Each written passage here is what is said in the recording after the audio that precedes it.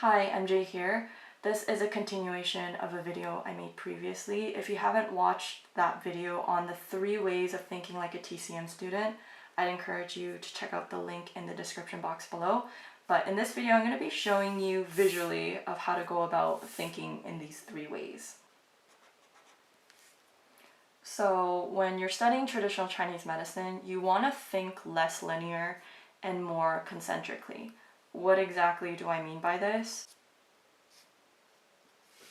So here we have an example of what is likely your default way of thinking, cause and effect. This is a very sequential way of looking at things. So this in real life would be something like, let's say, there's pollen. This leads to your itchy eyes, and you need antihistamines.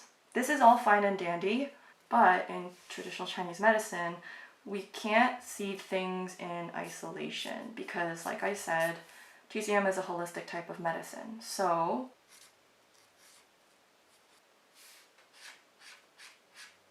in traditional Chinese medicine, you want to be thinking more like this.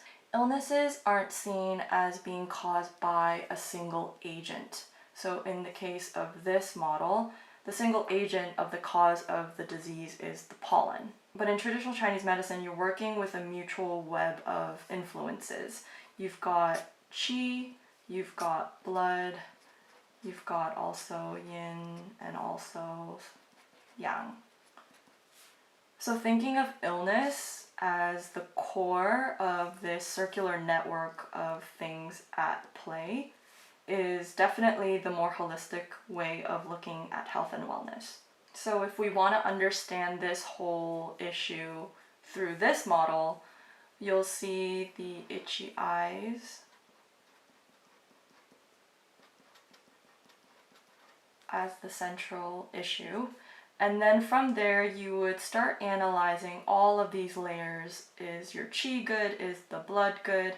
What's the balance between the yin and yang? And so when you land on an imbalance, it could potentially be the imbalance between blood and qi, or it could be an imbalance between maybe your yin and qi.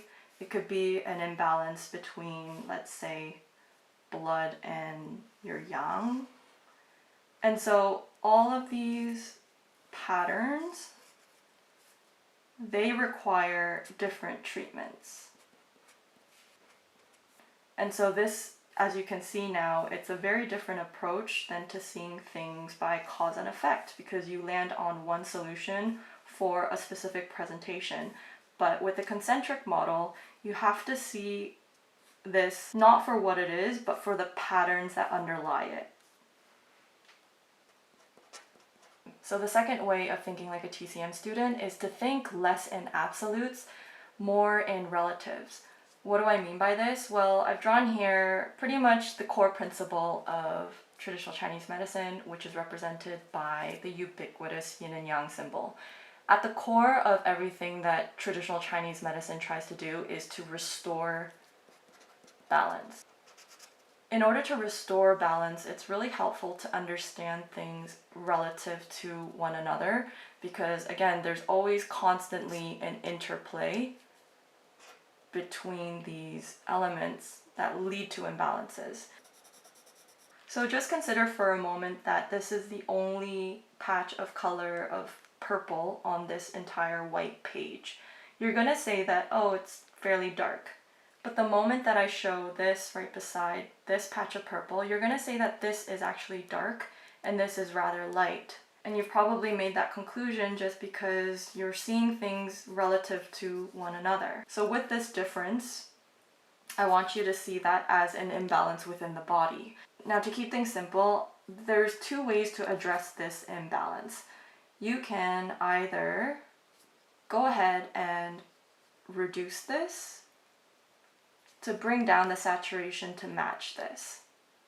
The other option is to go in and saturate this one to match with this. And so now you have restored balance. So the first method that I suggested where you could potentially erase this, that was a reducing method.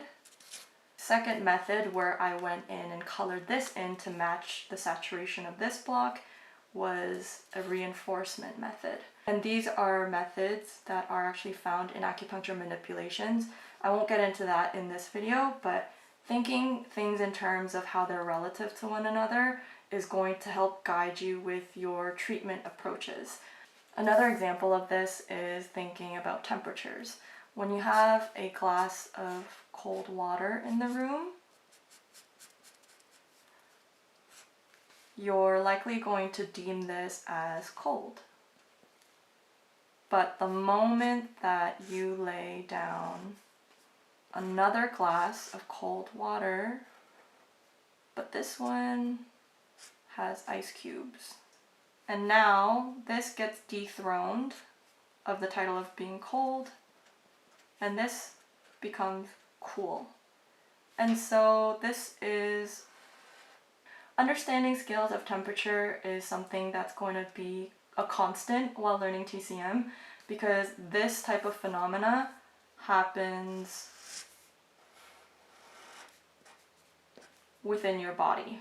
The reason why I say you have to think less in absolutes is because, well, there's really no end to this scale.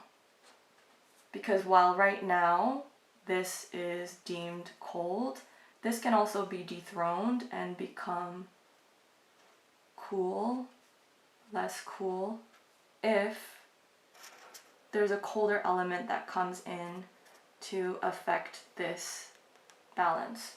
So now you've got this being the coldest, this is cool, this is less cool. So this is an example of how nothing is ever absolute in traditional Chinese medicine. Something could always come into the context and reshift this scale. And last but not least, number 3 was to never to take things at face value. The reason for this is because the primary objective of TCM is to not treat diseases, but more so to treat patterns. So here's an example to help you understand just how important this approach is when you're studying traditional Chinese medicine.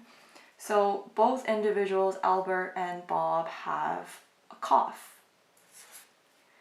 At face value, the presentation of the cough is the exact same. Both Albert and Bob are coughing and they're hacking up phlegm, and they've got also a runny nose. But his cough came about by combining two triangles. In Bob, these blocks. So while the presentation of the cough looks to be the same, the formation of the two coughs were very different. And this is an example of how TCM really honors the individuality of a disease within each body, because the treatment principle to restore balance to this is going to look very different in restoring balance to these two triangular pieces. The pattern that led to the disease is what's going to guide your treatment principle.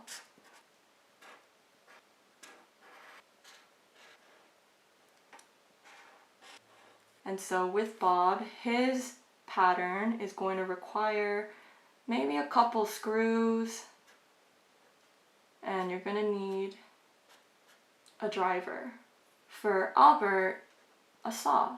So this is why when you're studying traditional Chinese medicine, you really want to emphasize and focus on treating the patterns that led to the disease and not just the disease itself.